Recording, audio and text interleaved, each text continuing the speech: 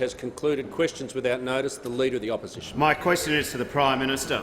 At last, someone in the government leadership has said why Malcolm Turnbull is no longer Prime Minister. What's his name? The Deputy Prime Minister said today, and I quote, "Ambition and news polls and opportunity. People take those opportunities and we've got a new Prime Minister." Does the Prime Minister agree with the Deputy Prime Minister's explanation of why Malcolm Turnbull lost his job, that it was ambition, news polls and opportunity? The Prime Minister has the call. Ambition, news polls and opportunity. The Leader of the Opposition knows all about that, Mr Speaker. He knows all about that. That's what he's been doing as the Leader of the Labor Party for the last 5 years. What do we know about the Leader of the Labor Party? It's all about opportunism, Mr Speaker. It's all about politics. It's all about coming in here and the games that are played, which the Australian people are absolutely sick and tired of. Sick and tired of it. My colleagues have elected me to be the Leader of the Liberal Party and to lead this government, our government, because they believe in an even stronger Australia. They believe in a stronger Australia where we keep our economy strong, where we continue to see the engine of jobs growth continue to perform in this country, as we've just seen today with the release of the latest employment figures, which again show over 40,000 jobs being created. Our plans for a stronger economy are working, and that means that our plans to deliver the essential services that Australians rely on, they are being delivered. Because, as we know, you cannot deliver the essential services that Australians rely on unless you know how to drive a strong economy. And that is something the Liberal and National parties have been doing since we were first elected in 2013, which has seen over 1.1 million jobs created on our watch, Mr Speaker, because we know how to back business, we know how to get people's taxes down, we know how to achieve cheaper electricity prices by ensuring we get the right settings in place to bring those prices down, to keep the gas onshore where it needs to be, and we can deliver the type of environment where Australians want to invest. And around the world they want to invest in Australia as well. So keeping the economy strong, keeping Australians safe, keeping Australians together, that's our plan for an even stronger Australia, and it's a plan that's working. The member for Bennelong. Thank you, Mr Speaker. My question is to the Prime Minister. Will the Prime Minister advise the House how the government's plan to keep Australia's economy strong is guaranteeing the essential services Australians rely on? The Prime Minister has the call. Thank you, Mr Speaker, and I thank the member for Bennelong for his question and also his work, particularly on urban infrastructure and our cities, where he has been a champion of improving the quality of life and the effectiveness of our cities and the affordability of housing all around the country. Mr Speaker, our plan for an even stronger Australia depends and critically is supported by our plans to keep our economy strong, because that's how you guarantee the essential services that Australians rely on. Lower taxes. Our legislative plan, $140 billion worth of tax relief for all Australians who are working hard, not just some, all those who are working hard and paying taxes. The Labor Party wants to take $144 billion personal tax relief plan and shrink it by $70 billion. And those electors out there in Wentworth, they will be very carefully, Mr Speaker, at the plans of the Labor Party to increase the taxes paid by hard-working Australians. Now, the Labor Party wants to put their taxes up because they believe some people in Australia need to be punished for other people to be rewarded. We want to see all Australians succeed. We don't want to demonise any Australians for working hard. That's the policy of the Labor Party. We're backing in small business, not just with lower taxes, but we're backing in small business with cheaper electricity, Mr Speaker, through the policies that we're already pursuing when it comes to default prices, the big stick on electricity companies, and supporting investment in new power generation, which we already know from the ACCC will reduce power bills by between $183 and $416 for households and between $500 and $1,500 a year for businesses, particularly small business. Mr Speaker, our plan is about new markets, it's about new industries, particularly the defence industry and the science and technology industries of Australia. It's a plan that's about new infrastructure, including $75 million for the Port of Townsville to ensure that that enormous economic opportunity in North Queensland can be opened up and the jobs will flow, as the jobs are flowing under this coalition government.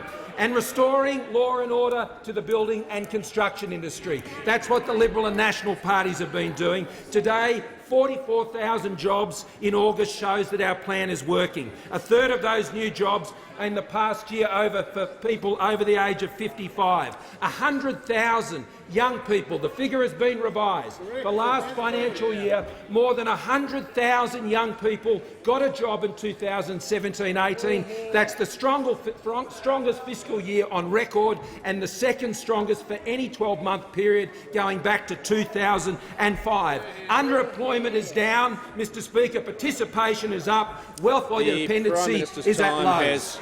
Concluded. The Deputy Leader of the Opposition. Thank you, Mr Speaker. My question is to the Prime Minister. I refer to his answer to the first question and to the Deputy Prime Minister's explanation today. Whose ambition and which news polls are the reason Malcolm Turnbull is no longer Prime Minister? And why? And is this why the Prime Minister has described his own government as a Muppet show? The Prime Minister has the call. Mr Speaker, once again, it's question 2. No questions on drought, no questions on schools, no questions on hospitals, no questions, Mr Speaker, no Members questions on my left. on mental health, Mr Speaker. An important day today. Are You OK Day, which I acknowledge the members opposite and members here acknowledging that important issue today. And our government, some $4.3 billion, Mr Speaker, billion dollars, I should say, Mr Speaker, being spent to guarantee the mental health services in this country. Are You OK Day was begun by a good friend of mine, Gav Larkin, many, many years ago. We went to school together, and the reason I'm highlighting this because these are the issues that, frankly, the Australian people are interested in, that we're supporting mental health, that we're supporting Lifeline, where we put an extra $33 million. You want to sit me down on mental health, do you? The Prime Minister That tells the Australian people. Members on both sides. Members on both sides. The Manager of Opposition Business on a point of order. On direct relevance, Mr Speaker, I know the Prime Minister doesn't like the question. Members on my right will cease interjecting. But he does have an obligation to be relevant. I can't, even though you're 2 metres away, I can't hear you. If members on my right could cease interjecting, the Manager of Opposition Business could just begin your point of order. On direct relevance, the Prime Minister is giving reasons why he doesn't like the question. That doesn't take away his responsibility to be relevant to it. Just before I'll just rule on the question. The Prime Minister is entitled to give context in the answer, and whilst the material he's giving, he's done that. But with respect to the question, with the breadth of issues in it, really the capacity to answer that is pretty broad, I've got to say, and the Prime Minister is entitled to compare and contrast for a bit, but not for the entire answer. And I think he's just about finished his compare and contrast. Mr Speaker, I'm being directly relevant to the needs and the interests of the Australian people, and that's what our government is focused on. I'll tell you what I'm ambitious for. I'm ambitious for the Australian people. I'm ambitious, Mr Speaker, for the jobs of young people, of people over the age of 55, 1/3 of those jobs going to those workers over the last 12 months. I'm ambitious for the health needs of Australia. I'm ambitious for the education needs of Australia, Mr Speaker. I'm ambitious for the opportunity that Australian and small business owners want under our government, getting under our government, and that will be crushed by the opportunity-destroying policies of the Labor Party that will put up their electricity prices, that will put up their private health insurance fees for households, that will whack a big tax on retirees simply for the fact that they saved over the course of their life and they want to invest in Australian companies, Mr Speaker. I'm ambitious for the Australian people. I believe in the opportunity for Australian people. That's what our government is focused on. The Leader of the Labor Party and the Labor Party have ambitions only for themselves and are seeking only their opportunities. Just before I call the member for Robertson, I'd just like to inform the House we have joining us in the gallery this afternoon a parliamentary delegation from New Zealand, led by Minister the Honourable Grant Robertson. On behalf of the House, a very warm welcome to you. The member for Robertson. Thank you, Mr Speaker, and my question is to the Treasurer. Will the Treasurer update the House how the government is working to keep our economy strong by creating jobs, lowering taxes and backing small business to help people get ahead, including in my electorate of Robertson, and is the Treasurer aware of any alternative policies? The Treasurer has the call. Thank you, Mr Speaker, and I thank the member for Robertson for her question, because she, like millions of Australians, know that the Coalition are proven economic managers and the Labor Party can't be trusted to run the economy, Mr Speaker. They can't be trusted to manage money. That's why they're coming after the money of the Australian people, Mr Speaker. Now, the national accounts numbers show that the Australian economy is growing strongly, 3.4% through the year, the fastest rate since the height of the mining boom in 2012, Mr Speaker. And we know that we've legislated tax relief for more than 10 million Australian income earners, more than 3 million small and medium-sized enterprises, and yesterday the parliament passed the extension of the instant asset write-off, Mr Speaker, which has benefited hundreds of thousands of businesses, Mr Speaker. And we're bringing the budget back to balance a year earlier than expected in 2019-2020. And the labour force figures for August continue this good economic news. 44,000 new jobs in the month, more than double the median market forecast, Mr Speaker, and 3/4 of those jobs were full-time. Now, these numbers confirm that over 100,000 young Australians have got a job in 2017-18. This is the best financial year result since records were first kept, Mr Speaker. Since records were first kept. Participation rates are up. Underemployment rates are down. And in trend terms, the Australian economy has been creating more than 10,000 jobs a month for 22 months consecutively, Mr Speaker. Now, this shows that our economic plan is working, benefiting small businesses across all electorates, like in Robertson, Bambi Enterprises in West Gosford, who make quilts and pillows and bedding, East Coast Beverages in Kulnara, Mr Speaker, which employs over 30 people making fruit juices for supermarkets. Now, this is in contrast. This record of jobs growth is in contrast from what the Labor Party is offering the Australian people. Higher taxes, they'll raid your savings, they'll put up energy prices, and they'll blow the budget, Mr Speaker. That is what you'll get from a Labor Party if they get a chance in office. Only the Coalition can be trusted to run the Australian economy. The Leader of the Opposition. Thank you, Mr Speaker. My question is to the Prime Minister. Why does the Prime Minister refuse to tell Australians why Malcolm Turnbull is no longer the Prime Minister of Australia? The people of Australia deserve an explanation. Why can't he answer this simple question? Why isn't Malcolm Turnbull still the Prime Minister of Australia? The Prime Minister has the call. There was a spill motion. It was carried. My colleagues elected me to be the Leader of the Liberal Party and hence the Prime Minister of the country. And that's what I'm focused on. And I tell you Members what, on my left. they're having a good look at me, but they've already had a good look at you, and they don't want you.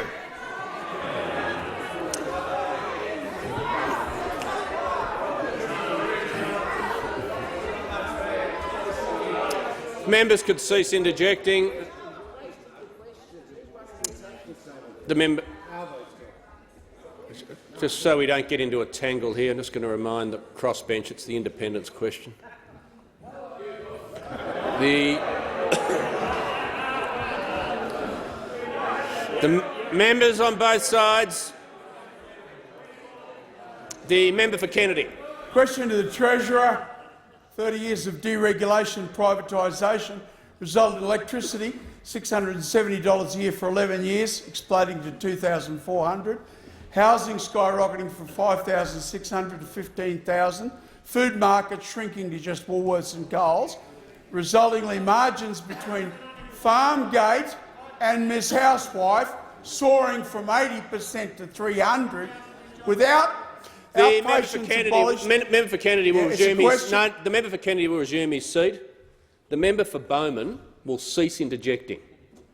I'm trying to hear the member for Kennedy. If the member for Kennedy could begin again.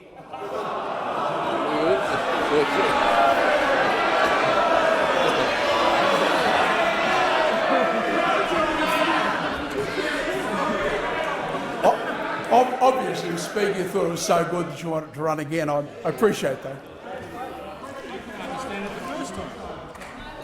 If you could read my mind. Anyway, let's start. The member for Kennedy. Question to the Treasurer. 30 years of deregulation and privatisation resulted in electricity $670 a year for 11 years, exploding to $2,400. Housing skyrocketing from $5,600 to $15,000. Food markets shrinking to just Woolworths and Coles, resulting margins between Farmgate and Housewife soaring from 80% to 300%, with outpatients abolished and the impossibility of getting elective surgery. Retirees and families must now pay $4,000 a year medical insurance. Treasurer, is policy going to continue to be based on ideology or judged upon real, the member for Kennedy's time has concluded. The Treasurer has the call.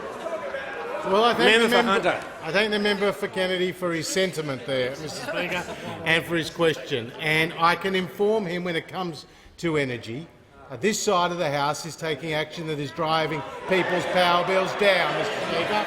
And those opposite will send them up, Mr. Speaker. Those opposite will send them up. And we are implementing the ACCC's recommendations, Mr. Speaker, to create a default offer, which I can tell the member for Kennedy will see a household save up to $400, Mr. Speaker, and we'll see a business save up to $1,400. And the member for Hume is busy implementing the ACCC's recommendations, creating new generation, Mr. Speaker, creating new generation to support those industrial customers, Mr. Speaker. So the actions that we are taking on this side of the House are driving prices down, as we have seen from the 1st of July this year in Queensland, South Australia and New South Wales. And when the Labor Party was last in office, prices doubled. Now, when it comes to housing, Mr. Speaker, we are taking action to improve the affordability of housing, and we have seen that the prices have come off. The prices have come off in the key markets of Sydney and Melbourne, moving to a more sustainable footing, Mr. Speaker.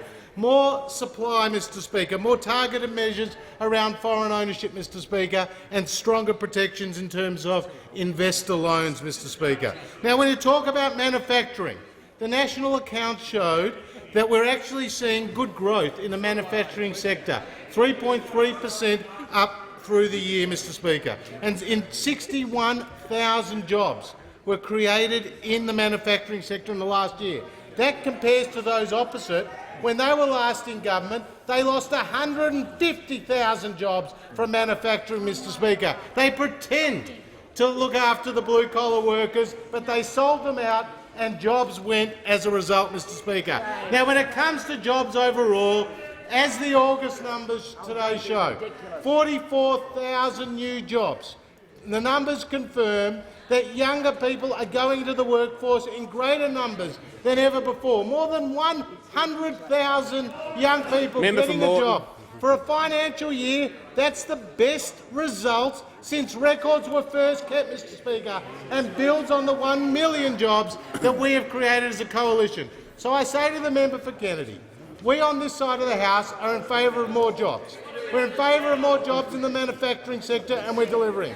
We're in favour of lower prices in the electricity sector, and we're delivering. And we're in favour of a more affordable housing market, and we are delivering. The member for Dawson. Well, thank you very much, Mr. Speaker. My question is to the Deputy Prime Minister, the Minister for Infrastructure, Transport and Regional Development. Will the Deputy Prime Minister update the House on how the government's plan to keep our economy strong provides benefits for regional areas, including in my electorate of Dawson? Is the minister aware of any risks to this economic growth that would hurt rural and regional Australia? The Deputy Prime Minister has the call. Well, thank you, Mr. Speaker, and I thank the member for Dawson for his question. He's very engaged today. Very engaged. Mr. Speaker, getting the books in better shape means that we can share the benefits in regional Australia and build the future that the regions deserve. It means that we can boost productivity. We can get people home sooner and safer, whether it's in and around Mackay, whether it's anywhere in Australia. We're getting on with the job of doing just that. It means that young people in the regions can get a job, and today's job numbers are very, very positive news. It means that small businesses can have a go, can invest, can back themselves, and we back them. And whether they're tourism, whether they're farming, no matter what it is, in Mackay, in the wider Dawson electorate, we're there supporting them all the way. It means that older Australians can have the confidence their hard-earned savings will not be raided to fund Labor's tax attack. Mr Speaker, it means that we can invest more than $1.4 billion in regional projects and billions more in infrastructure in the regions to make Australia even greater. In the members' electorate, that includes our $10 billion commitment to building the Bruce that the people of regional Queensland, the people of regional Australia deserve.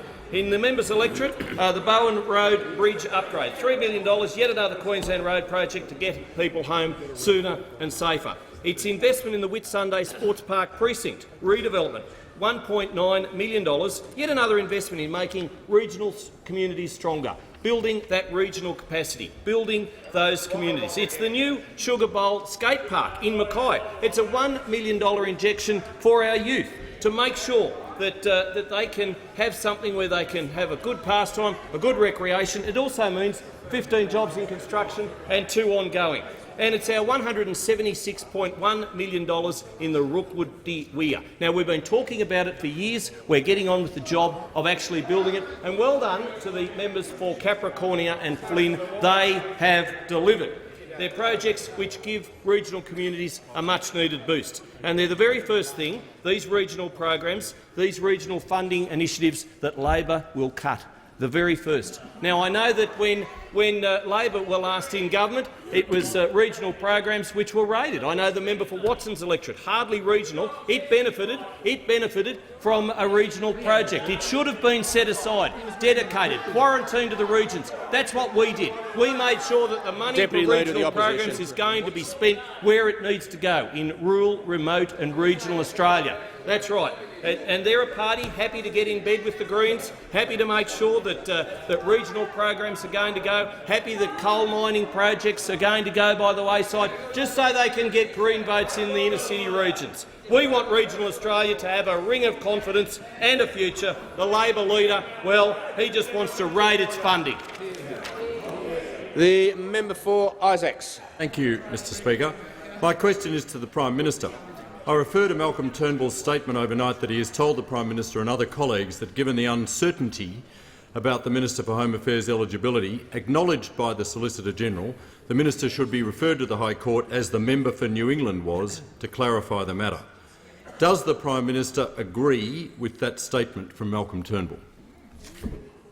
The Prime Minister. I'll pass to the Attorney-General in just a moment. Now, this matter was voted on by this House just several weeks ago, but I'm happy to hand over to members the Attorney-General. on my left. The Attorney-General has the call. I thank the Prime Minister and the member for the question, and the question is about uncertainty. How did Labor live with the uncertainty for 126 days? How did they get through it? Virtual dolphin therapy, with their support animals, emotional support animals helping them through. We asked the question earlier this week, Mr Speaker. Why was it, if Labor believed the advice that they'd commissioned and received concluded something that was utterly critical to the integrity of this parliament, if they truly believed that, why did they sit on it for 126 days? Who knows, they may have been busy. It wasn't the only advice they had to deal with at the time. You may recall the other piece of advice, the rolled gold advice. You might recall the Today Show, where the Leader of the Opposition was asked, can you guarantee no Labor members will be caught up in this? Yes. A rolled gold guarantee, yes. But of course it wasn't his fault. Remember all that? It wasn't his fault. It was the lawyers' fault. Quote, that's what our lawyers were saying to us. We followed the legal advice, which then raises, Mr Speaker, a secondary question. If Labor was so willing to waive privilege after 126 days on one piece of advice, why can't we see the rolled gold advice? That is a matter of consumer protection. But, Mr Speaker, it's okay because we had it all cleared up. We had it all cleared up on the David Spears show. we had Mr Spears ask the Shadow Attorney-General, have you been sitting on legal advice for 126 days? His answer was, we've got an advice here from April, and the question was put again. So you decided to sit on that advice. The answer was, no, well, we put it to one side. Perfectly clear. I mean, that is the legal advice version of smoking but not inhaling. It's okay. We didn't sit on the advice, Mr Speaker. We just moved it to the side. You know, they're very good at taking the reservation. They're not good at reserving the car. You know, and when you look at this, can you imagine the Shadow Attorney-General preparing with his staff for Mr Spears' withering cross-examination? What do I say when he asks the obvious question, why did we sit on it for 126 days? Just say you didn't sit on it, say you put it to one side. I like it. I can confirm we put it to one side. I categorically deny that any bottoms were involved anywhere near this advice, Mr Speaker. For you to come in here after 126 days and pretend that the concern is too much, the doubt is too worrying, is an absolute joke. The member for Mackellar. My question. Thank you, Mr Speaker. Members on my right. The member for Mackellar has the call. No, it's not. It's all right. My question is to the Minister for Jobs, Industrialisation and Women. Can the minister update the House on how the government is working hard to keep the Australian economy strong by driving job creation? Is she aware of any threats posed by alternative approaches? The Minister for Jobs, Industrial Relations and Women. I thank the member for Mackellar for his question, and like the rest of this side of the chamber, he is absolutely committed to making sure that more Australians in his electorate of Mackellar can get a job and can keep a good job. He wants to see our economy grow, and of course he wants to make sure that we can lower taxes across the board for those hard-working Australians. Now, we have seen some very good news today. The ABS labour force has revealed in its latest data that there are more Australians in work than ever before. More Australians in full-time work than ever before. And the full-time employment of women at record highs. Since September of 2013, employment has increased by 10%. Or, to put it another way, there have been more than 1,144,000 jobs created since the election of a coalition government. And of course, we know that having a job leads to greater financial security and choice for those people who get a job. We want those people who want a job to get a job, and we are creating the right economic environment for that to happen, because we know that if they can do that, that means growth and productivity gains for all of the small businesses that employ them and the businesses that employ them. And the member asks, are there any threats? And yes, I'm afraid to say that there are, and they are those sitting right opposite. Not only do they want to hike taxes on small, medium and family-sized enterprises, hurting job prospects in the process, they want to send industrial relations in this country back to the dark ages. They will allow militant mega-unions to squeeze the lifeblood out of small business. They will introduce patent bargaining across the board, and they will scrap the construction regulator, which means that there will be no more oversight, no more court-ordered penalties for lawless behaviour.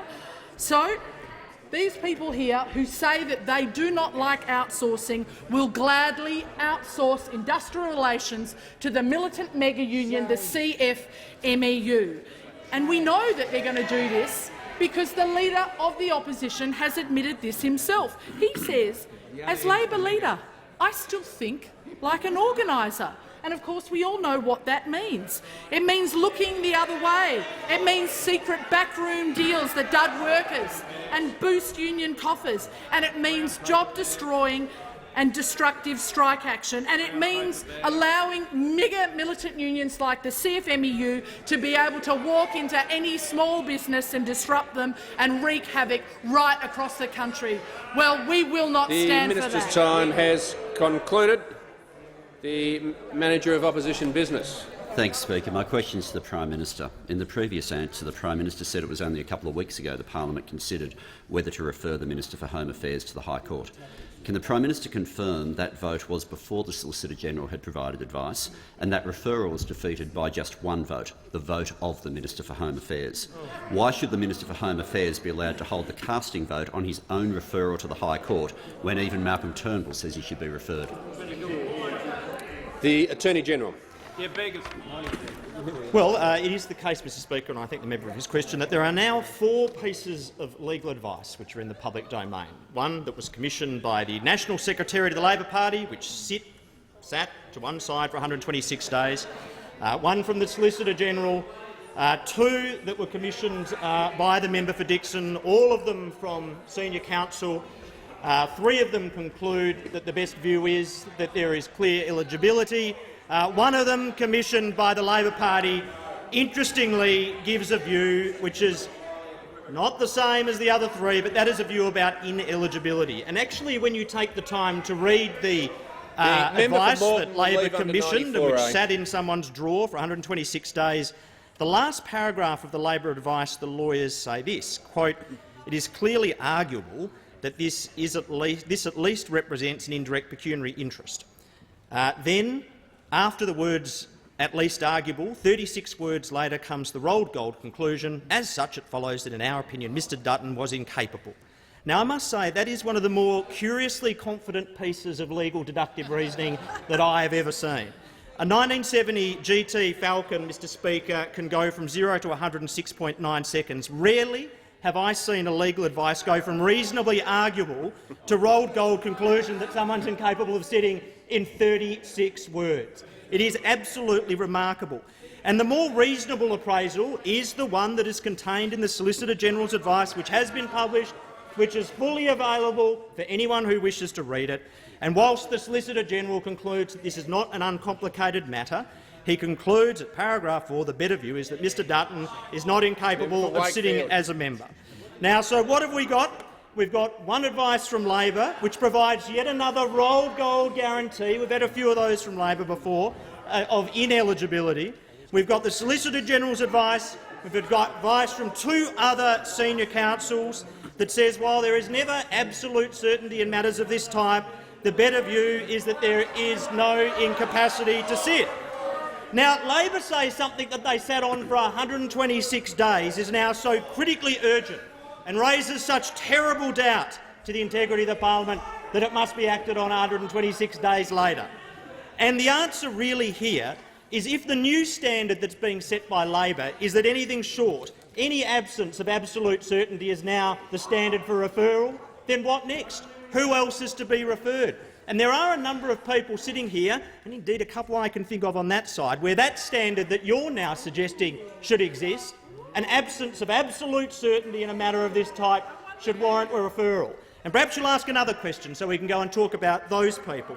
But the reality is here that there is publicly seen advice times 4, and that advice has concluded. The member for Menzies. Mr Speaker, I ask the Minister for Defence to update the House on how action taken. The member for Menzies will begin his question again. Mr. Members Speaker, on my left will cease interjecting. I ask the Minister for Defence to update the House on how action taken by the government to keep the economy strong enables necessary investment in the defence industry, which creates jobs and provides the capability of a world-class character that our servicemen and women rely upon. The Minister for Defence has the call. Thank you, Mr Speaker, and I thank the member for Menzies for his question. And, Mr Speaker, he knows that keeping Australians safe and secure is a fundamental requirement of government, as a former Minister for Defence in the previous government. But you can't actually do that successfully unless you can afford to do so. That's right. And that's why a growing economy and a well-managed budget are critically important to actually securing the nation and keeping Australians safe, Mr Speaker. Countries that have a sluggish economy, have a budget that is stretched to the limit, are not able to invest in the platforms and the equipment that gives the ADF the technological edge to be one of the regionally superior forces in our Indo-Pacific region. And that's what we experienced, Mr Speaker, under the previous Labor government for 6 years. We experienced reductions in defence spending to the lowest levels since 1938, the last year of appeasement. But because this government has been investing in good budgetary management and growing the economy, and we've seen amazingly good jobs figures today, we are able to get to 2% of GDP being spent on defence by 2020, a year earlier than we promised 5 years ago. That's a $200 billion build-up of our military capability over the next 10 years, Mr Speaker, investing in the capability that's necessary to give our ADF the technological edge that means that they win in combat, that they are the superior force in operations. It also, through the Defence Industrial Capability Plan that we released earlier this year, means that we can invest in the sovereign capabilities that we want in this country to be able to do without the support of any other nation if we are placed in that position at any time in the future. It allows us to do the aircraft maintenance and sustainment for the Joint Strike Fighter in New South Wales, in Victoria, the Hawkeye protected vehicle in Bendigo, and of course ammunition and explosives at Mulwala and Benalla, in Queensland, the Combat Reconnaissance Vehicle Project, the Boxer, the engine maintenance for Super Hornets, for Growlers, and soon the Joint Strike Fighters in Queensland, trailers and modules being made in Brisbane for our Army, all being done in Queensland, Adelaide submarines, air warfare destroyers, offshore patrol vessels, and intelligence, surveillance and reconnaissance at Edinburgh, and in Western Australia, submarine and ship maintenance of the Anzacs and, of course, the offshore patrol vessels and Pacific patrol boats. All of these projects building our capability are under the management of the Minister for Defence Industry, of course.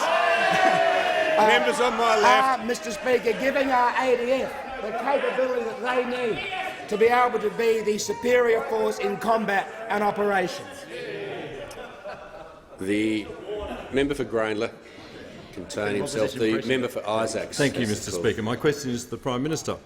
Is the Prime Minister aware of a chance meeting today between the member for Curtin and the entire press gallery where she said it was up to the Minister for Home Affairs to decide to refer himself to the High Court, saying, quote, "We all have personal responsibility to ensure that we're eligible to sit in the Parliament, and we've seen in recent times steps taken by members of Parliament to clarify their status. Isn't a referral to the High Court the only step that this government can take to clarify whether the Minister for Home Affairs is qualified to be a member of Parliament and to be a minister in his government?"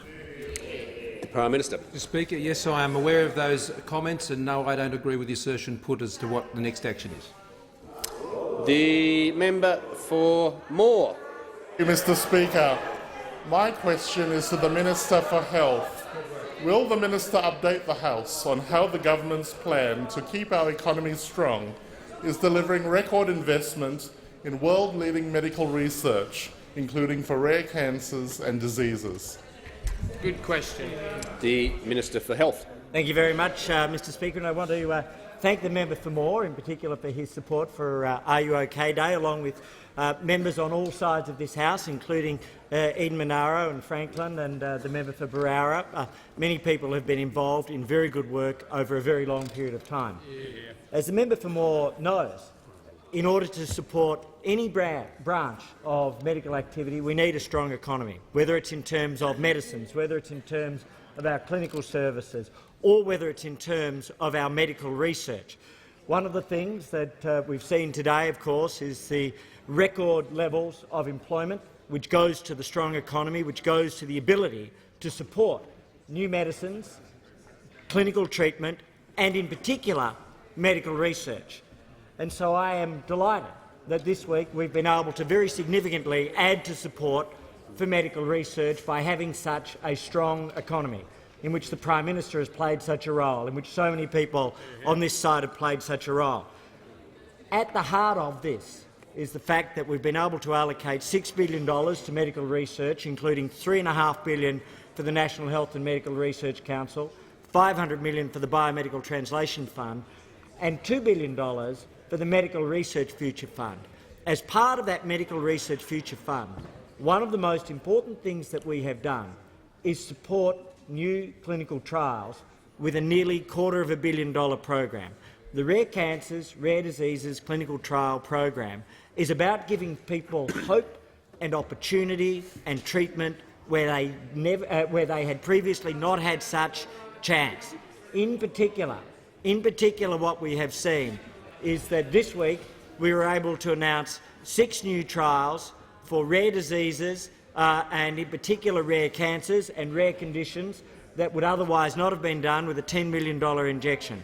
What we've seen is support for pancreatic cancer, for traumatic brain injury, rare skin tumours, myeloma, myelofibrosis, and for conditions such as glioblastoma, a brain cancer which can be so catastrophic. And what these trials will do is that they will not only give the individuals who are on them access to potentially life-saving or life-changing treatments, but they will also bring forward treatments that can be applied to all Australians with those conditions going forward. I had the privilege of meeting a family of a little girl called Ellie a year ago.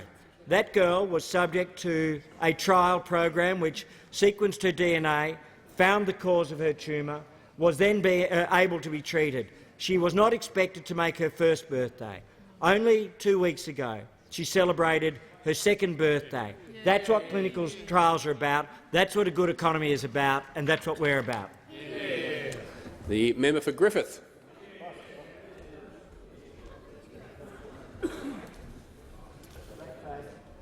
Thank you, Mr Speaker. My question is to the Prime Minister. Can the Prime Minister explain why there is one rule for the member for New England and another for the Minister for Home Affairs when it comes to qualifications to be a Member of Parliament and a Minister in the government? Doesn't this sort of double standard just confirm the Prime Minister's own description of his own government as the Muppet Show? The Prime Minister has the call.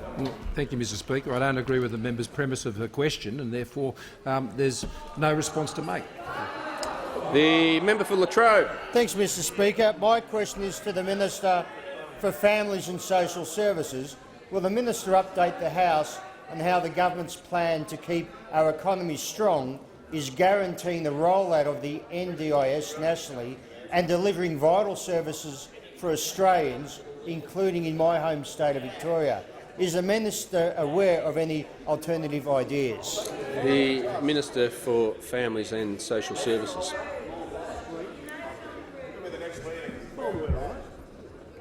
Question was to the Minister for Families and Social Services. There's too much noise. Members on my left. Members on my left. I do think the Minister has the call. I do thank the member for his question because he's had a strong passion for the National Disability Insurance Scheme. And I'm pleased to report, Mr Speaker, that the National Disability Insurance Scheme has now commenced rollout across 70% of Victoria, with the scheme starting in southern Melbourne from last week. September the 1st was a significant milestone. The National Disability Insurance Scheme has now commenced rollout in 11 of the 16 areas of Victoria that are scheduled to enter the scheme by 2020. More than 42,000 Victorians are currently accessing the scheme, including more than 8,000 people who are receiving support for the first time. Mr Speaker, the NDIS is an initiative of the utmost importance. Once fully implemented, it's expected to support some 105,000 people with a disability in Victoria, and across Australia, more than 180,000 Australians are now being supported by the National Disability Insurance Scheme. Now, delivering this groundbreaking reform to improve outcomes for Australians with a significant and permanent disability will inevitably involve challenges with a rollout of this scale. Mr Speaker, the important thing is to identify and respond to issues quickly and efficiently as they arise, to ensure the sustainable management of the scheme into the future, and thanks to the Morrison government's management of the economy. Thanks to the fact that we have a strong economy, we are able to fund and support this vital social reform. We are determined to make sure, Mr Speaker, that Australian families, pensioners and those in need get the support they need when they need it, and we need to ensure that our social welfare system is sustainable.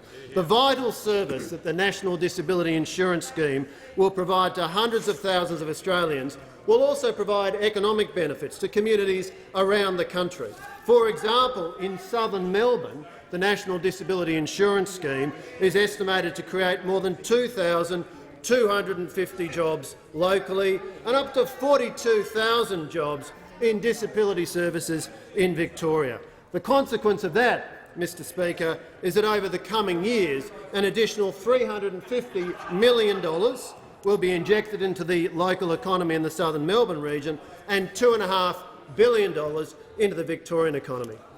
Now, Mr Speaker, the reality is that a service delivery project of this size has never before been undertaken anywhere in the world. It is a large, complex and ambitious rollout.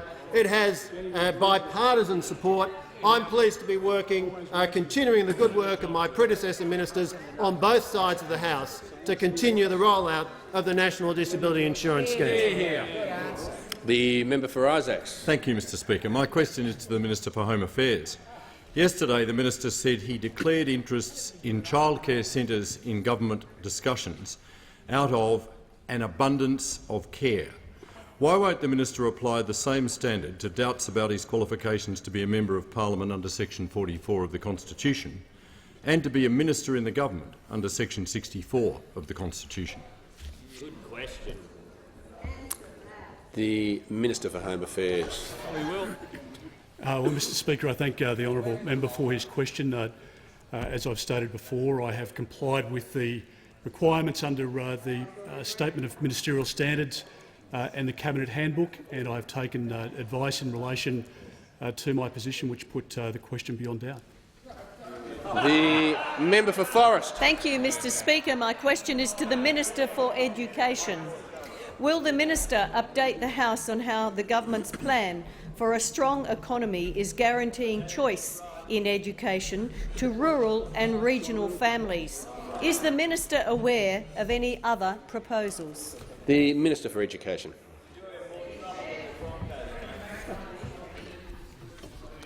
Thanks, Mr Speaker, and I'd like to thank the member for her question. I know that she knows the best start in life is a good education, and especially when it comes to early childhood or when it comes going through school or to tertiary. The Coalition believes in choice in education, choice for parents to provide the best start in life for their children. As a coalition, we know that communities across Australia have different needs, particularly in rural and regional Australia.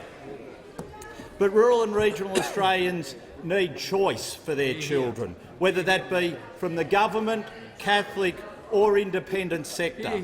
Over the next 10 years, this government is committed to growing funding for students in regional and remote Australia from $3.9 billion to $6.8 billion, and I think that's worth repeating, from $3.9 billion to $6.8 billion. This is an increase of 74.6%. The Australian government recognises that it generally costs more to educate students going to school in regional and remote areas. This is why extra funding called location loading is provided for students going to schools in regional or remote areas. Under the new funding arrangements, the location loading will continue to apply and in 2018 is expected to benefit approximately 750,000 students. We know we can and we will do more for these students. It's why the Coalition commissioned an independent review into regional, rural and remote education. The government's response to the review includes steps to make a lasting and real difference for regional, rural and remote communities. The government is delivering policies for rural and regional education that promote choice, promote competition and will deliver results for students. Tomorrow I will attend the Education Council of COAG to discuss with my state and territory colleagues the work ahead to implement reforms. We know that choice is integral to education wherever you go to school in Australia. The Coalition knows the importance of choice, but we also know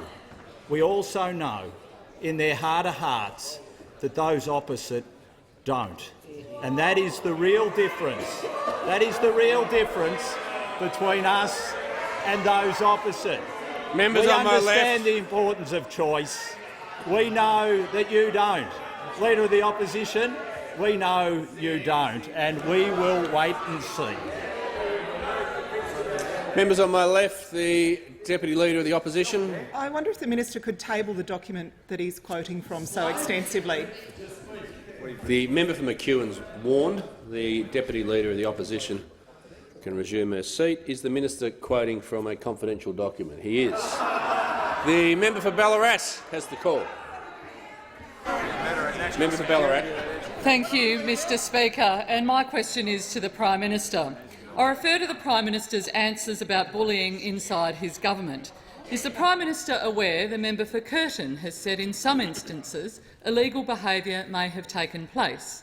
Does the Prime Minister have any reason to doubt the member for Curtin's statement that illegal behaviour may have taken place? The Prime Minister has the call. I thank the member for her question. As the father of two daughters, I have no truck with bullying, whether it's of women or anyone else, and I don't think anyone else in this place would have any truck with it either. I have said on a number of occasions in this House, the process we have on our side of politics for ensuring the proper care and welfare of our members, and it is exactly the same as the process that is followed, courtesy of the admissions by the Deputy Leader of the Labor Party through the Wicks process, and that is what we have done. Over the last couple of weeks, I have had the opportunity to speak directly to members of my own team about these matters, and I do not believe there are the sorts of behaviours that were described in the question in those terms. Deputy Leader of the Opposition.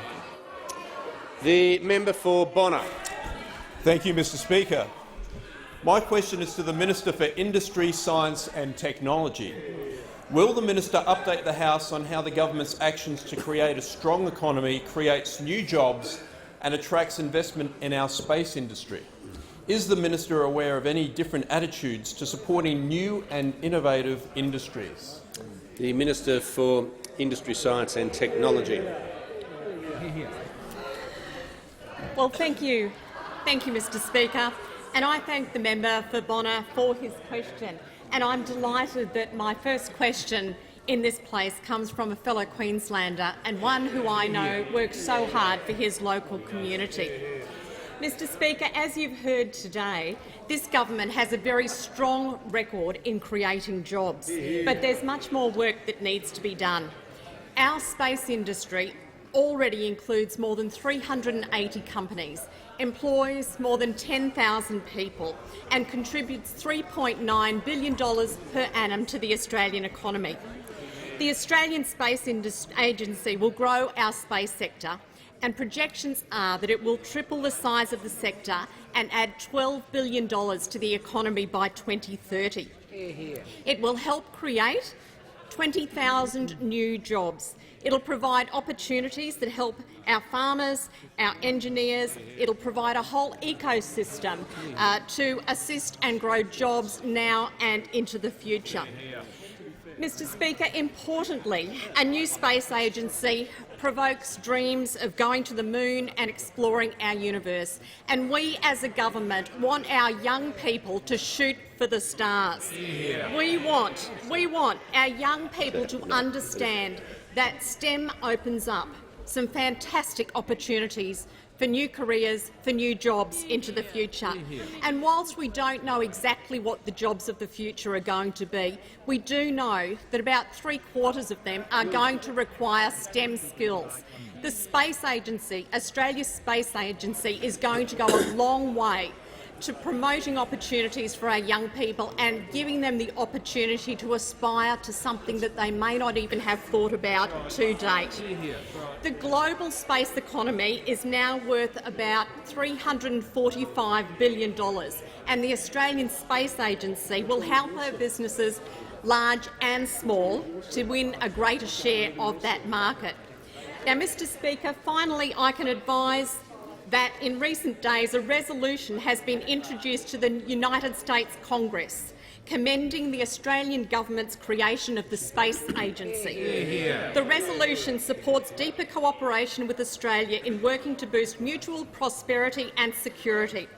This recognition from our US allies is a clear demonstration of the importance of our space program, which will help to launch new business and job opportunities for Australia.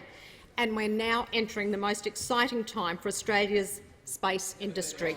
Mr Speaker, this is a truly exciting time for the space industry in Australia, especially because of the support it will back for STEM, jobs and investment in the Australian economy.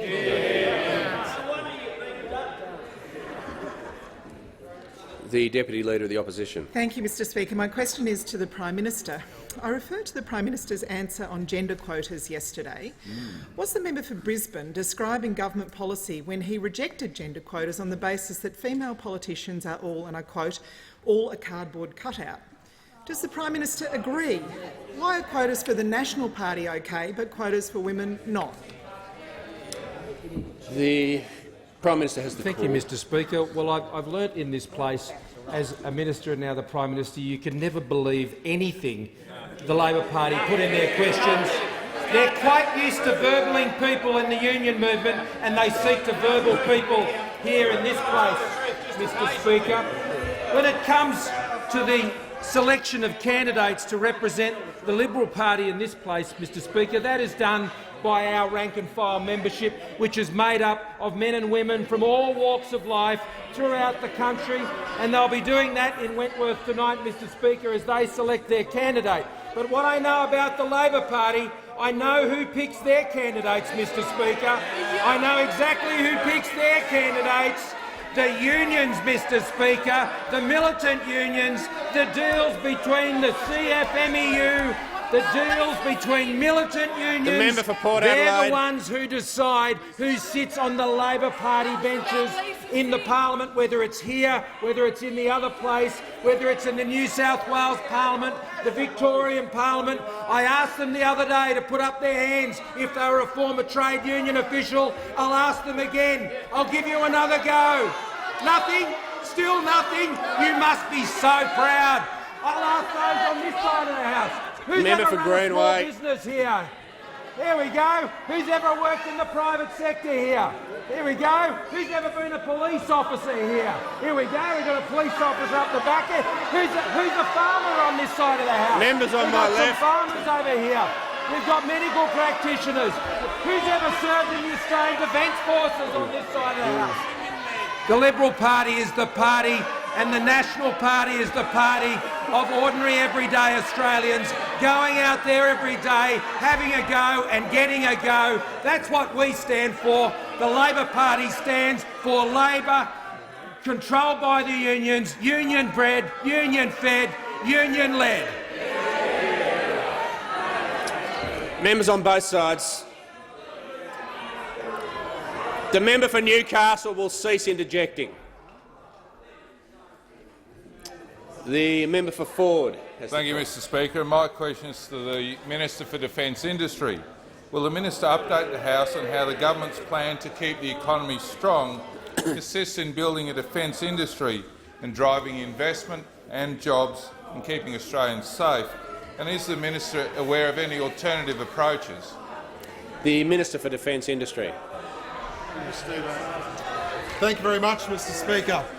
And Mr Speaker, we get another question from a coalition member focused on the things that are important to the Australian people.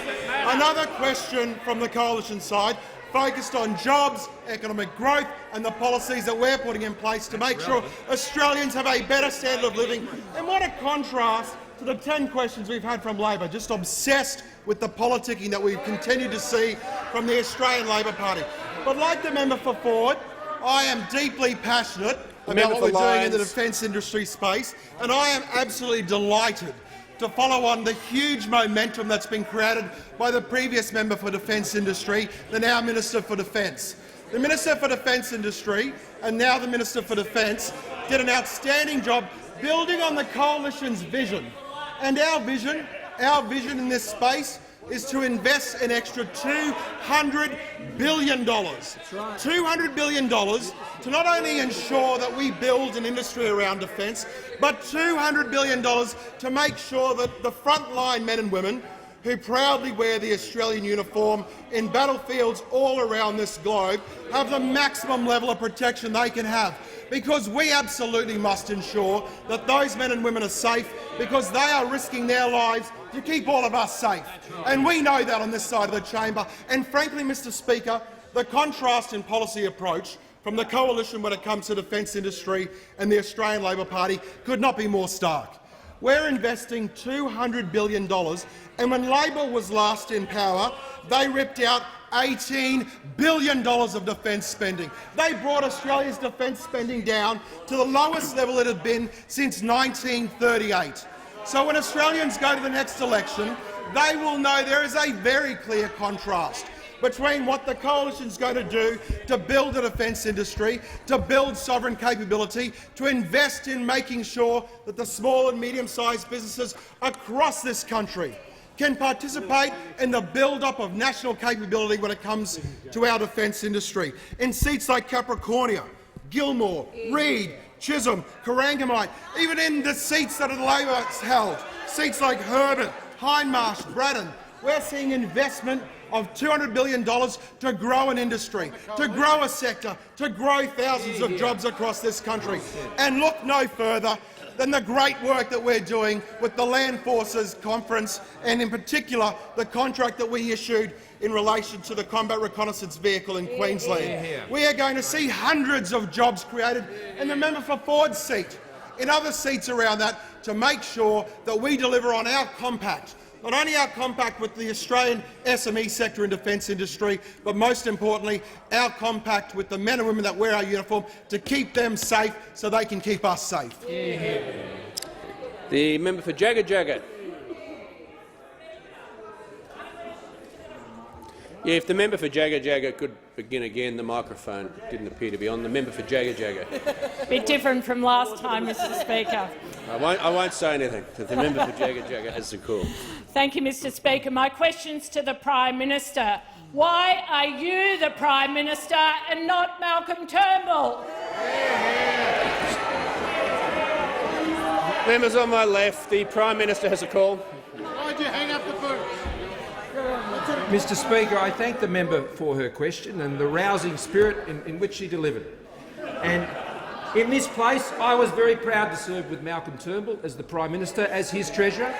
I was very proud to serve with the member for Warringah, where we worked together on immigration, border protection, achieving in that space, stopping the boats, and in social services as well. Members on my left. As a result of the reforms we put in place during my time there and those that followed from the now Attorney-General and others, we've been able to reduce welfare dependence of the working-age population to its lowest level in 25 years.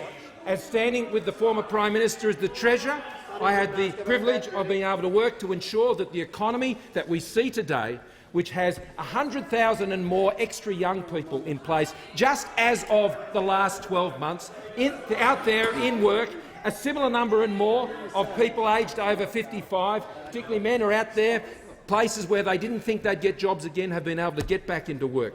This is our government, Mr Speaker. This is our government. I'm proud to lead it now. I know Prime Minister Turnbull was proud to lead it, and I know former Prime Minister Abbott was proud to lead it.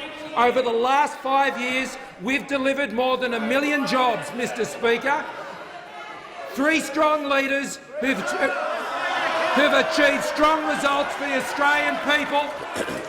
I'm happy to say it, Mr Speaker. Members on my left. Our party has been well led. The Labor Party has just been fed by the union movement, and that's why they'll ever serve up to the Australian people. Members on my left. The member for Goldstein. Thank you, Speaker. My question is to the Minister for Energy. Can the Minister update the House on actions the government is taking to address systemic problems with the Australian energy market? Is the minister aware of the impact of any alternative approaches? The Minister for Energy has the call. Member for Rankin needs to realise, whilst interjections are disorderly, when there's a lull, it's an indication that we've moved on. The Minister for Energy has the call. Thank you, Mr Speaker, and I thank the member for his question, because he knows this government's priority when it comes to energy policy is getting electricity prices down, down and down while we keep the lights on, Mr Speaker. Now, during the last Labor government, Mr Speaker, the energy market was badly damaged by bad policy. And in the Shadow Minister's own book called Climate Wars, which I can't recommend, it was described by one of the reviewers as long-winded and boring, but I'll quote the best bits from it. He said, "That's not to say that Labor hasn't made missteps in the area of policy over the last decade. At times we've made mistakes in both the design of our policies and their presentation. In hindsight, it's also clear that carbon prices introduced were too high." Well, isn't that an understatement? About 100% too high, because they resulted in a doubling of electricity prices when you were last in office. Now, our unambiguous, unrelenting focus, Mr Speaker, in electricity markets is to get the prices down while we keep the lights on, and we're doing that in 3 ways: stopping the price gouging by the big energy companies, stopping the price gouging in the distribution and transmission networks and in the wholesale market, providing customers with a price safety net, a default market price that's a fair price, that's a reasonable price, even if you haven't got time to spend hours on the phone negotiating with the energy companies. And third, backing investment in fair dinkum, reliable power. And if that means we've got to guarantee that investment, we'll do it. If that means we have to force divestment to ensure there's competition in the market, we will do it, Mr Speaker. Now, the policies of this government are working, Mr Speaker. We saw price reductions at the price changes on the 1st of July in south-east Queensland. We saw a 14% reduction in small business bills, up to 14%, $1,400 a year. And every small business person knows here what $1,400 a year in reductions is worth to a hard-working small business person in Australia. We've seen 1.8 million households better off. Now, the member asked if there are alternatives. Well, there is. A 50% renewable energy target and a 45% emissions reduction target. And we've seen in South Australia what that does. We've seen what it does. South Australia led what the Labor Premier then called an experiment, where he delivered to South Australia amongst the highest electricity prices in the world at 48 cents a kilowatt hour, compared to Estonia at 23, Romania at 21 and Hungary, Mr Speaker, at 19. We are the party of lower electricity prices. You are the opposition of higher electricity prices. The Leader of the Opposition. Thank you, Mr Speaker. My question is to the Prime Minister. Could the Prime Minister please explain why quotas for the National Party are okay, but quotas for women are not? The Prime Minister has the call. Thank you, Mr Speaker. Once again, the Leader of the Opposition doesn't know what he's talking about. The Deputy Prime Minister will cease interjecting. He doesn't know what he's talking about. And we know that from the questions he's been asking today. It's been all week. What the Labor Party have been focused on is politics, lawyer picnics and all of this sort of nonsense. What have we been asking and talking about all week? All this week, what we've been talking about, what we've been doing, more importantly, is putting in place our plans and policies for an even stronger Australia, to keep our economy strong, to guarantee the essential services that Australians rely on, to keep Australians safe, at home and abroad, Mr Speaker, to keep Australians together. And today, in this place, my colleagues that have come to the dispatch box in response to the questions that have been put about the issues that Australians are focused on, whether it's on mental health, whether it's on the increased funding we're putting into hospitals, whether it's the increased funding we're putting into schools around the country and preserving the choice that's available for parents. He doesn't want to know about this, Mr Speaker. The Prime Minister will resume his seat. The Leader of the Opposition on a point of order. On direct relevance, I asked a very specific question. What does the government have against promoting women?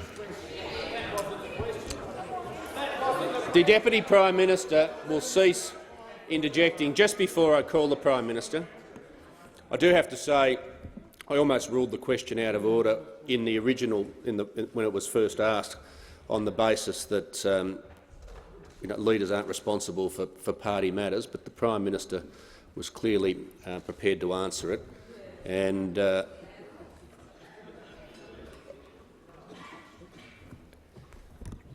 Prime Minister, in doing that, is within his rights to compare and contrast for a period of time, which I think he's done, and he's not obviously compelled to use all the time that's there. But I'll call the Prime Minister. I'm listening carefully to his answer. Thank you, Mr Speaker. I'll add one more point of compare and contrast. In this week, we have not had one serious question from those opposites about drought. They're not interested in the drought, only in exploiting it, only intending to exploit and not listen to farmers or others around the country. What I'm looking forward to tonight is the Liberal Party will gather in Wentworth and they'll select our candidate, Prime Minister will Mr Speaker. resume his seat. The member for Grainler will resume his seat. The member for Grainler will resume his seat. The member for Hunter can leave under 94A. That will make what I'm doing easier. Now, I've made the point to the Prime Minister, and indeed all ministers. He's had a period of compare and contrast, but it was a very specific question. If he wants to address the issues he's addressing any further, he'll really need to be asked a question about it. And the question really was confined to one policy area. And I have some latitude, but I do have to say that I've made that clear repeatedly. Is this a different point of order? Yes, the member for Grainler. Different point of order, although I'm very pleased that you supported the previous one without me giving it. But given the Prime the Prime Minister's statement about we haven't asked questions on drought, you need to state the point of order. My point of order is that we're not allowed to ask the envoy on drought questions. So therefore, how can we? The member for Prime Minister will resume his seat. The member for Grainler in particular knows the standing orders with respect to who can be asked questions very well, and so I have no choice but to regard that as a deliberate, frivolous point of order, and he'll leave under 94A.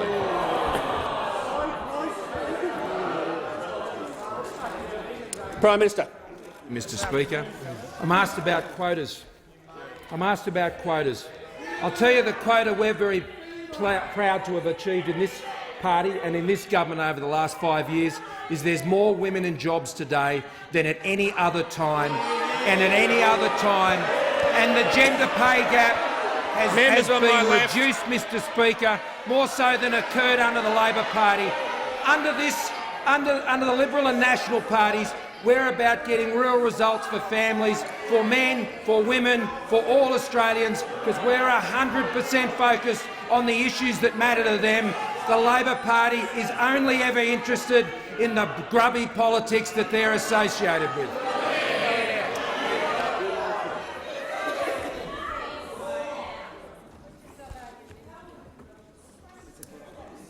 The member for Groom. Thank you, Mr Speaker. My question is to the Minister for Human Services and Digital Transformation. Can the Minister update the House on the government's efforts to encourage people to transition from welfare and into jobs? Is the Minister aware of any other approaches to guaranteeing essential services? The Minister for Human Services and Digital Transformation.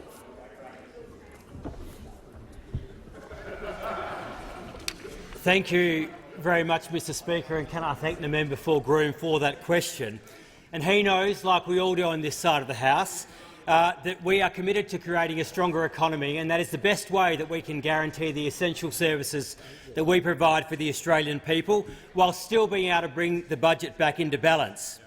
Now, those on this side of the House understand that Australians should keep more of what they earn, and that the best possible form of welfare is a job.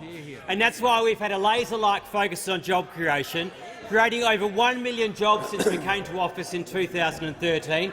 That, Mr Speaker, is over 1,000 jobs per day. Under this government, and of course a result of the fact that we've created over 1 million jobs, mean that we've taken 140,000 people off welfare. That saves the Australian taxpayer, over the lifetime of those welfare costs, upwards of $20 billion. This allows us to get on with the job of guaranteeing essential services for all Australians, whilst we're doing everything we can to live within our means and bring that budget back into balance. Now, unlike those opposite, we believe in the Australian people. We have a plan for growth. And can I contrast that record that I've been talking about, those million jobs that have been created, those 1,000 jobs a day that have been created, with the record of the Labor Party when they were in office between 2007 and 2013. Under Labor, the numbers of job seekers, the number of people on the unemployment queue, rose from 420,000 to 700,000. At the same time, another 100,000 people went onto the disability support pension. Now, we are committed to making sure that the Australian people have access to job opportunities, that they come off the welfare system, and that the welfare system runs with integrity and people only get what they are entitled to. Now, without this integrity, our welfare system is unsustainable. Those costs will balloon, and that will leave future generations of Australians to pick up the bill. Now, this government remains committed to living within its means, managing our spending. And since the 1st of July 2016, we've achieved savings through running the welfare system with integrity of $1.7 billion by cracking down on fraud and compliance. This $1.7 billion is money that we can now invest in hospitals, schools, job creation and aged care, and making improvements in the way that Australians interact with their government. On the other hand, when Labor were in office, the number of compliance checks were reduced and the value of debt raised dropped by almost a half. Now, we believe in this side of the House in running the economy to make sure that Australians have access to work, and will continue to implement policies that give every Australian the opportunity to access a job. The Prime Minister. Thank you, Mr Speaker. I ask that further questions be placed on the paper. Thank the Prime Minister.